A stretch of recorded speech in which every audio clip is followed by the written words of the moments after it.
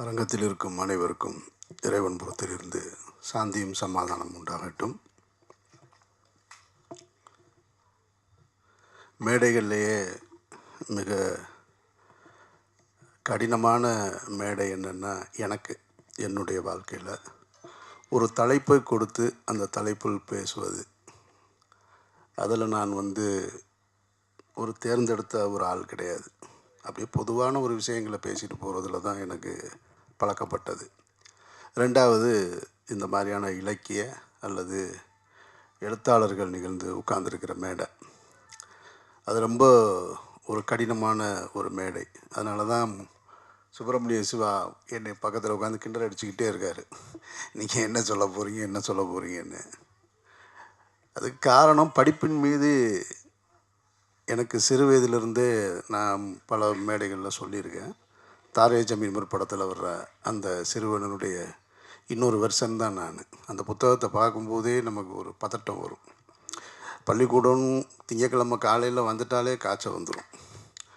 சனி ஞாயிறு இருக்கும்போது இருக்கிற சந்தோஷம் திங்கக்கிழமை காலையில் பிறந்துட்டாலே நான்லாம் பல வேலைகள் பார்த்துருக்கேன் பள்ளிக்கூடத்துக்கு போகாமல் இருக்கிறதுக்கு. எங்கள் வீட்டில் ஒரு கிளாக் இருக்கும்.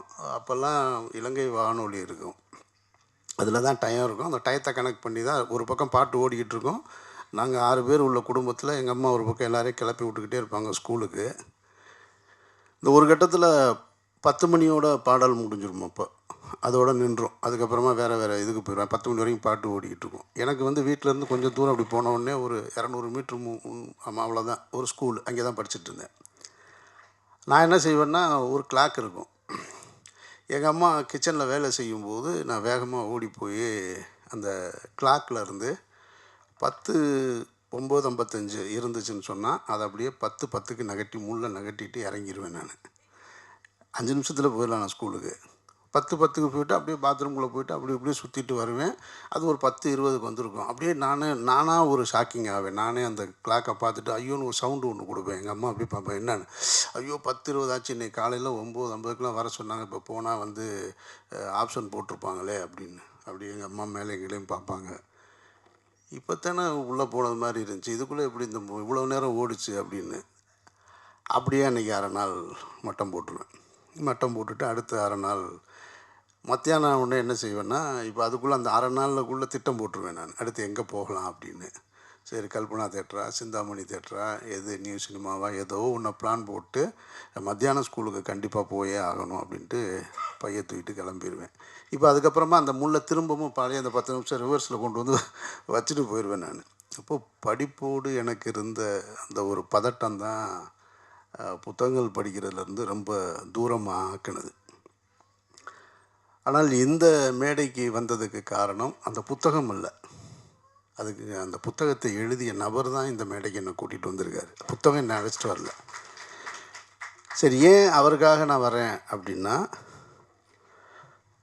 இந்த விழாவில் உடன் பிறந்த தங்கை தொகுத்து வழங்க பெற்றோர்கள் இருவரும் அந்த புத்தகத்தை வாங்கிக்கிற இந்த பாக்கியம் இருக்கு இல்லையா, ஒரு மனிதன் தான் வாழ்க்கையில் வெற்றி அடைஞ்சிட்டான் அப்படின்னு சொல்கிற இடம் இருக்கு இல்லையா, தன்னை இந்த சமூகம் ஒத்துக்கொண்டது அப்படின்னு சொல்கிற இடம் இருக்கு இல்லையா, அது தன்னுடைய குடும்பத்தாருக்கு உணர்த்துகிற ஒரு இடம் இருக்குல்ல. இந்த மாதிரி யார் விழா நடத்தினாலும் அந்த விழாவுக்கு போகிறது என்னுடைய வழக்கம். காரணம், எனக்கு அப்படி ஒரு விழா நடக்கவே இல்லை இது வரைக்கும். நான் திரைத்துறைக்கு கிட்டத்தட்ட 25 ஆண்டுகள் ஆயிடுச்சு.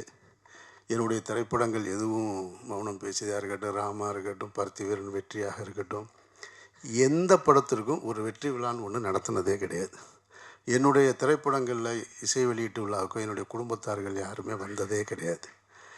ஏன்னா அவங்க என்னை தூரமாக தான் வச்சுருந்தாங்க. திரைத்துறை, இங்கே பேசின ஒரு சகோதரர் சொன்னார், குடும்பத்தோட சப்போர்ட் இல்லாமல் சினிமாவில் ஜெயிக்கவே முடியாது. அப்படிலாம் என்னுடைய குடும்பத்தில் எனக்கு சப்போர்ட்லாம் பண்ணல, என்னை டிஸ்டர்ப் பண்ணாமல் இருந்தாங்க, அதுதான் உண்மை. அப்படி ஒரு விழா நடக்கலை. எங்கள் வீட்டில் இருக்கிற யாரும் அப்படி திரைத்துறை சார்ந்து நீ இந்த படம் பண்ணிக்கிட்டு இருக்க, இந்த நடிகரை பார்க்கணும், இங்கே போகணும் அப்படின்லாம் எதுவுமே கேட்டதே கிடையாது. என்னுடைய தாயார் கேட்டதில்லை, எங்களுடைய மனைவி கேட்டதில்லை, என்னுடைய பிள்ளைகள் சகோதரர்கள் யாருமே இது வரைக்கும் கேட்டதில்லை. அது சொன்ன மாதிரி தண்ணி தெளித்து விட்டாங்கன்னே நான் அப்படியே வந்துட்டேன் நான் இங்கே. ஆனால் 2 நிகழ்வுகள் மட்டும்தான் எனக்கு இருந்தது. அது 2மே நடக்காமல் போயிடுச்சுன்னா, சைப்ரஸில் விருது வாங்கிட்டு வந்திருந்தேன் ராம் திரைப்படத்துக்கு. அப்போது உங்களுக்கு தெரியும், திரைத்துறையில் இருக்கிற வெற்றி அடைந்த நடிகர்கள் ஒரு விருதை வாங்கும்போது இதனுடைய பெற்றோருக்கு நான் கொடுக்குறேன்பாங்க, அல்லது விருதை வாங்கும்போது மேடையில் ஏற்றி, இப்போ சேரன் போன்ற இயக்குநர்கள்லாம் தன்னுடைய தகப்பனாரை அனுப்பிச்சு தேசிய விருதை வாங்கினார். அப்போ எனக்கு அந்த சூழல் இல்லை. சைப்ரஸ் நான் போயிட்டு வந்தப்போ இல்லை. அப்போ அந்த முதல் முறையாக சைப்ரஸில் அந்த விருதை வாங்கும்போது அப்பவும் தனியாக தான் இருக்கேன், யாருமே கிடையாது. தனியானா அந்த ஆடிட்டோரியத்தில் யாரையுமே தெரியாது. ஏன்னா அந்த நாட்டுக்கே அதுதான் முதல் முறையான ஒரு சர்வதேச விருது. நான் ஏற்கனவே சொல்லியிருக்கேன், இந்தியன் ஹை கமிஷனர் எனக்காக காலையிலேருந்து காத்திருக்காரு நான் வர்றேன்னு சொல்லி. அவருக்கு சொல்லி இந்தியாவிலேருந்து ஒருத்தர் வர்றான், ஒரு ரீஜனல் லாங்குவேஜ்லேருந்து வர்றான். வந்த இடத்துல 2 அவார்டை வாங்கிட்டு இப்படி நின்றுக்கிட்டே இருக்கோம். பேசுவதற்கு கூட துணைக்கு ஆள் கிடையாது எனக்கு. அப்படி ஒரு இடத்துல தான் நின்றுட்டுருந்தேன்.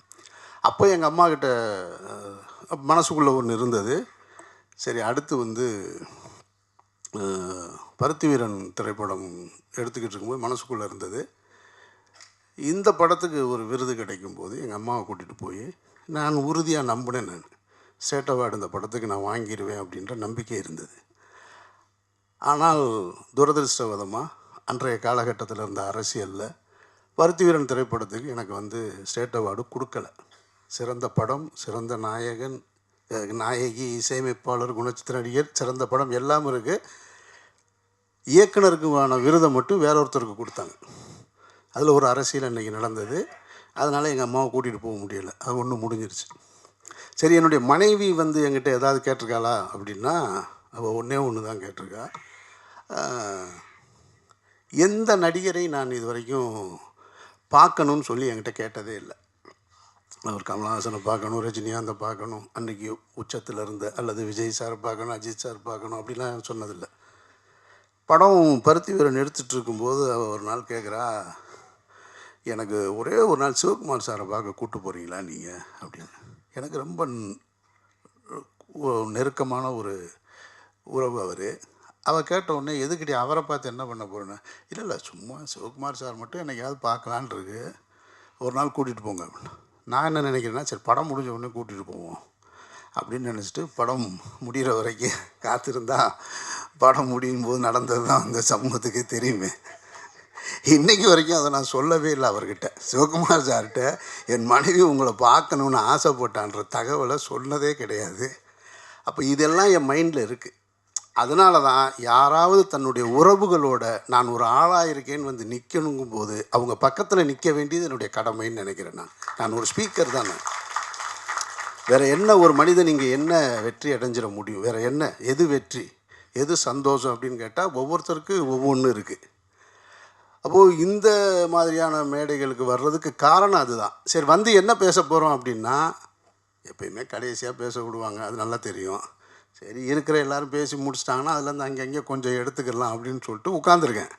சரி, முதல்ல ஆரம்பித்த எழுத்தாளர் செந்திலேருந்து கொஞ்சம் ஆரம்பித்து வச்சு அவர்கிட்ட ஒன்று எடுத்து வச்சுருக்கேன். அடுத்து ஒன்றுன்னா இது கிட்டத்தட்ட சேர் கூடிக்கிட்டே இருக்குது. நிறைய பேர் ஒவ்வொருத்தரும் கதைகளை பற்றி நிறைய சொல்லிக்கிட்டே இருக்காங்க. அவருடைய நண்பர் செந்தில் பேசும்போதே மெமரி ஃபுல்லாகிருச்சு. கவிதா பாரதி அந்த மெமரி ஃபுல்லாக இருக்கு, உள்ளே இறக்குறாரு. நானும் எதடா வைக்கிறது, இவர் சொல்கிறதில் எதை ஞாபகம் வச்சுக்கிறதுன்னு யோசிச்சு பார்த்தா உள்ளே அது கொலாப்ஸ் ஆகுது. ஏற்கனவே இருந்தது எல்லாம் சேர்ந்து அவர் ஒவ்வொரு கதையாக சொல்லிக்கிட்டே இருக்கார். அதுக்கப்புறம் இப்போ மொத்தத்தில் என்னென்னா மண்டைக்குள்ளே கலைஞ்சி நிற்கிது எல்லாமே. எதுவுமே நினைவில் இல்லை. ஆனால் நான் எடுத்துக்கிறது என்னென்னா, ஏன் படிக்கிறதுலாம் இங்கே பேசும்போது சில விஷயங்களை இங்கே இல்லை, எங்கே பேசினாலும் யார் பேசினாலும் பேசுகிறவங்ககிட்ட ஒன்று என்னால் எடுத்துக்க முடியும். அது எனக்கு புதுசாக இருக்கும். எழுத்தாளர் செந்தில் முதல் பேச்சாளராக அவர் சொல்லும்போது ஒரு வார்த்தையை பதிவு பண்ணார். மனிதனுடைய அதிசயமான ஒரு கற்பனை தான் கதை அப்படின்ற வார்த்தையை சொன்னார். அதை அப்படி நான் விஷுவல் பண்ணி பார்க்குறேன். நான் இது வரைக்கும் இப்படி கேட்டதே இல்லையே. நம்ம வேறு என்னென்னமோ கேட்டிருக்கோம். மனிதனுடைய அரிய கண்டுபிடிப்புன்னு என்னென்னத்தையோ சொல்லியிருக்கோம். நான் சயின்ஸாக நினச்சிக்கிட்டு இருக்கிறது சக்கரம் தான் மனிதனுடைய அரிய கண்டுபிடிப்பு. சக்கரம் கண்டுபிடிக்கலைன்னா உலகம் இவ்வளோ வேகமாக இயங்கி இருக்க முடியாது. இப்படி ஒன்று யோசிச்சுட்டு இருக்கும்பொழுது கற்பனைன்னு ஒரு வார்த்தையை சொல்கிறார். இது நல்லா இருக்கே அப்படின்னா, அடுத்து அவருடைய நண்பர் செந்தில் சொல்கிறாரு, நாங்கள் யாருன்னு எங்களை தெரிஞ்சுக்கிறதுக்குள்ள மற்றவங்க யாருன்னு தெரிஞ்சுக்கிறதுக்குள்ளேயே நாங்கள் நட்பாயிட்டோம். அதுக்குள்ளே ஒரு கதை இருக்குது, அதில் ஒரு வாழ்வியல் இருக்குது. இந்த வார்த்தையை எப்படி ஒருத்தர்னால தேர்ந்தெடுக்க முடியும்? நாங்கள் யாருன்னு எங்களுக்கு தெரியலை, மற்றவங்க யாருன்னு கண்டுபிடிக்கிறதுக்கு முன்னாடி நாங்கள் என்ன. அதுக்கப்புறம் கவிதா பாரதி சொல்லும்போது தான், கவிதா பாரதி இல்லை, அந்த அவர் யார் புத்தகத்தை அப்பா கொண்டு போய், கவிதா பாரதி, கவிதா பாரதி தான். அது ஆகச்சிறந்த கதை அதுதான், உலகின் ஆகச்சிறந்த கதை அதுதான். தன்னுடைய மகன் எழுதிய புத்தகங்களே எழுத படிக்க தெரியாத ஒரு தந்தை அதை எடுத்துகிட்டு போய் ஒவ்வொருத்தருக்கா விற்றுருக்காரு அப்படின்னு சொன்னால், கொண்டு போய் இலவசமாக கொடுத்துருக்காருன்னு சொன்னால், ஒரு தந்தை எப்படி தன்னுடைய மகனை நினைத்து பெருமைப்பட்டிருக்காருன்றது தான் பார்க்கணும். அப்போது அந்த நெகிழ்ச்சியான தருணத்தில் தான் இன்றைக்கி ஜெகனுடைய தகப்பனாரும் தாயாரும் இங்கே உட்கார்ந்துருக்காங்க. அவங்களுக்கு இந்த பிரசாத் லேப் எங்கே இருக்குதுன்னு கூட தெரிஞ்சிருக்காதுன்னு நினைக்கிறேன். இதுக்கு முன்னாடி முதல் முறையாக இப்படி ஒரு சென்னையில் இப்படி ஒரு இடத்துல இப்படி பார்த்துருக்காங்கன்னா, இதுதான் ஒரு மனிதன் அடைந்த உயரம். அப்போது ஜெகன்ற ஒரு மனிதன் திருநெல்வேலிக்கு பக்கத்தில் பூலாங்குளம்னு ஒரு கிராமத்தில், அந்த கிராமத்தில் பிறந்து அவங்க ஏதோ டீ கடை விவசாயம்லாம் பார்த்துட்டு தொடக்கத்தில் இருந்திருக்காங்க. இதுதான் எனக்கு ஜெகனை பற்றி தெரியும். அந்த இடத்துலேருந்து கிளம்பி வந்த ஒருத்தர் 6ஆவதோட படிப்பை நிறுத்திடுறேன். படிப்பின் மேலே ஈடுபாடு கிடையாது. ஊரில் கிராமத்தில் போய் பீடி குடிக்க, அப்படியே வேட்டைக்கு போக, ஊர் சுற்ற, இப்படியே சுற்றிக்கிட்டு இருந்துட்டு அதுக்கப்புறம் ஏதோ மில்லில் போய் வேலை பார்க்க, இப்படி ஒரு 16 வயசு வரைக்கும் கடந்துடும். 16 வயசு கடந்த பிறகு அந்த 16ஆவது வயசில் சொந்த பந்தம்லாம் சேர்ந்து ஊருக்குள்ளே இப்படியே இருந்தான்னா இது உருப்படாமல் போயிடும். அதனால் இதை எங்கேயாவது கொண்டு போய் வேலைக்கு சேர்த்து விடுன்னு சொல்லி காஞ்சிபுரத்துக்கு கொண்டு போய் ஷிஃப்ட் பண்ணி வைக்கிறாங்க. காஞ்சிபுரத்துக்கு போனால் அங்கே போய் இந்த பழைய காய்லாங்கடை வியாபாரம்னு சொல்லுவாங்க இல்லையா, பழைய பொருட்களை வாங்கி விற்கிறது, அந்த வியாபாரத்தில் போய் ஈடுபடுறேன். அதுக்கு பின்னால் கேரளாவில் கொஞ்ச நாள் போய் மண் சுமக்கிற வேலை பார்க்குறேன்.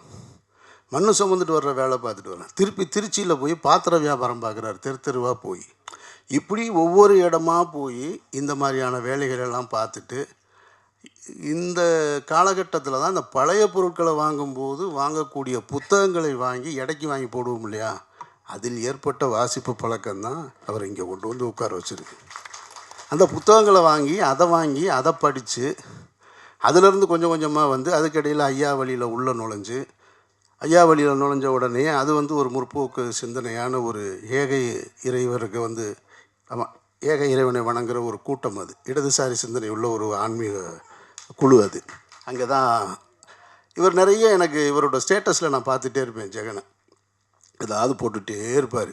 இந்த ஜீரக பிரியாணி சாங் நான் பார்க்கும்போது அப்படி தான் பார்த்தேன் நான். உண்மையிலே இந்த பாட்டு பெரிய ஹிட்டு போல் இருக்குது அப்படின்னு. காரணம் என்னென்னா, இவர் தினம் இருக்கும். அது சொன்னார் இல்லையா, ஒருத்தர் அவ்வளோ ப்ரமோஷன் பண்ணாருன்னு. அதுக்கு காரணம் எல்லா நேரமும் எல்லா இடத்துலையும் இருந்துகிட்டே இருக்கும். இப்படி அங்கேருந்து மெதுவாக அப்புறம் அந்த சென்னைக்கு வெற்றிவேந்தன்ற ஒரு பத்திரிக்கை ஆஃபீஸில் வேலைக்கு சேர்ந்து, ஆஃபீஸ் பாயாக வேலைக்கு சேர்ந்து, சம்பளம் இல்லாமல் அங்கே இருக்கிற எல்லா வேலையும் பார்த்து, அவங்க பின்னால் ஒரு படம் எடுப்பாங்கன்னு எடுத்து நாகேஸ்வர அரங்கம்ன்ற படத்தை எடுத்து அதில் உதவிக்கு லாஸ்ட் அசிஸ்டண்ட்டாக சேர்ந்து, அப்புறம் அவங்க கம்பெனிலேயே ஒரு கேஷியராக வேலை பார்த்து, அதுக்கு பின்னாடி ஒரு பாட்டு எழுதி, அதுக்கு பின்னாடி ஒரு மீடியாவுக்குள்ளே அங்கேருந்து அப்புறம் ஜீரக பிரியாணி, அப்புறம் தாய் கிழவி, இப்போ நான் நடிச்சுக்கிட்டு இருக்க ஒரு படத்துக்கும் பாட்டு எழுதி, இப்போ கேட்டால் ஒரு திரைப்பட பாடலாசிரியர் ஜெகன் கவிராஜன் இவ்வளோ பெரிய ஒரு உருவத்தையும் வச்சு இந்த சென்னையில் இவ்வளோ பெரிய ஒரு விழாவை நடத்தி, அப்போ நான் அதை ரசிக்கிறேன். நான் இதை கொண்டாடுவதற்கு இது மாதிரியான ஆட்களை சமூகத்துக்கு அறிமுகப்படுத்த வேண்டிய பொறுப்பு இருக்கிறதா நான் நினைக்கிறேன். அதனால தான் இந்த மாதிரியான விழாக்களில் கலந்துக்கிறேன். தவிர அந்த புத்தகத்தில் என்ன இருக்குது, அது அவர் சொன்னார் இது நாவல்னார் ஒருத்தர். எனக்கு மூலம் நாவலுக்கும் இதுக்கும் உள்ள டிஃப்ரென்ஸே தெரியாது. அது ஏதோ இது சிறுகதையா தொடர் கதையா இதெல்லாம் நமக்கு அது சுத்தமாக அந்த ஏரியாவே இல்லை. நான் அப்படியே என்னோடய வாழ்வியலில் கூட இருக்கிறவங்கள பார்த்துட்டு அவங்கக்கிட்ட இருந்து சின்ன சின்ன விஷயங்களை கற்றுக்கிட்டு, கதை சொல்லின்னு சொன்னாங்க இல்லையா, எங்கள் அம்மா எனக்கு கதை சொல்லுவாங்க. எங்கள் அம்மா ஒரு திரைப்படத்தை பார்த்துட்டு அவங்களோட கையில் இந்த இடத்துல படுத்திருப்பேன். அவங்க சொல்லுவாங்க, அந்த வருவான் பாரு, அந்த ஹீரோ நிற்பான் பாரு, வில்லனை அடின்னு அடிப்பான் பாருன்னொடனே நானாக அப்படியே விஷுவல் பண்ணிக்கிட்டே இருப்பேன். அவங்க ஒரு படத்தை பார்த்துட்டு வந்து அந்த படத்தை பற்றி எனக்கு ஒன்று கொடுப்பாங்க. அந்த பழக்கம்தான் இப்பவும் நான் சர்வதேச திரைப்பட விழாக்களுக்கு போனாலும் அது என்ன மொழியில் இருந்தாலும் பிரச்சனை இல்லை எனக்கு. நான் அதிலேருந்து ஒன்று எடுத்துக்கிறது. அது நானும் இங்கே இன்டர்நேஷ்னல் ஃபெஸ்டிவலுக்கு நானும் இந்த அடங்கும் ஒரு டைரக்டரும் போயிருந்தோம். அப்போ போயிருக்கும்போது அண்ணே அருமையான வார் மூவினே அப்படின்னா நான் வெளியே வந்தோடனே சொன்னேன். அப்போ அது ஒரு வார் மூவி நான் பார்த்துட்டு வந்தோடனே சொன்னேன், கார்த்தி நல்ல லவ் ஸ்டோரி, நல்ல ஒரு லவ் இருக்குன்னு. சார் அது வார் மூவி சார் அப்படின்னாரு. ஐயோ நீ எதை பார்த்தேன்னு எனக்கு தெரியலையா, நான் அதுக்குள்ளே இருக்கிற லவ்வை தாயா பார்த்தேன்னு. அப்போ நான் உன்னை கற்பனையாக உருவாக்கிக்கிறேன். அதுபோல தான் இங்கே இருக்கக்கூடிய இந்த சமூகத்தில் இருக்கக்கூடிய அத்தனை மனிதர்களிடமிருந்தும் நான் உன்னை எடுத்துக்கிறேன். நான் அவர்களிடமிருந்து சரியான சிந்தனை அல்லது நான் எனக்கு எது தேவையோ அதை எடுத்துக்கிறேனே தவிர பாசிட்டிவாக பேசணும், ரொம்ப பாசிட்டிவாக இருக்கணும்னு சொல்கிறாங்க. இன்றைக்கி சமூகம்லாம் பாசிட்டிவாலாம் கிடையாது. அது நெகட்டிவோட உச்சத்தில் இருக்குது. நெகட்டிவோட உச்சத்தில் இருக்குது. நீங்கள் உன்னுடைய உறவினர்கள் சொந்த தங்கச்சியோட ஒரு அல்லது அக்காவோட ஒரு ஃபோட்டோ போட்டால் கூட கேவலமாக கமெண்ட்டு போடுறதுக்கு இங்கே 40 பேர் இருக்கான், 4000 பேர் இருக்கான். அதனால் இந்த சமூகத்தில் இந்த சிந்தனையோடு வாழ்வது என்பதே மிகப்பெரிய சத்திய சோதனை தான் இந்த மாதிரியான ஒரு சூழலில். அதனால் ரொம்ப பாசிட்டிவாக இருக்கீங்க.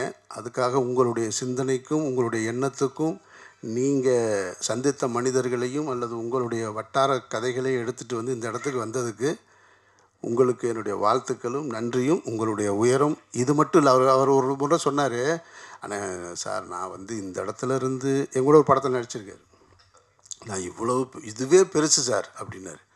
அப்படிலாம் நீங்கள் சொல்ல வேண்டியதில்லை. காலம் யாருக்கு எதை கொடுக்கும் அப்படின்றத நம்மலாம் முடிவு பண்ண முடியாது. அது காலம் முடிவு பண்ணும். யார் கையில் அதிகாரத்தை கொடுக்கணும், யார் கையில் ஆட்சியை கொடுக்கணும், யாருக்கு புகழை கொடுக்கணும், யாருக்கு அந்தஸ்தை கொடுக்கணும், செல்வத்தை கொடுக்கணுன்றதெல்லாம் அது காலம் முடிவு பண்ணும். காலத்தோடு ஒத்து போய் அதை புரிஞ்சுக்கிட்டு போகிறது தான் புத்திசாலித்தனம்.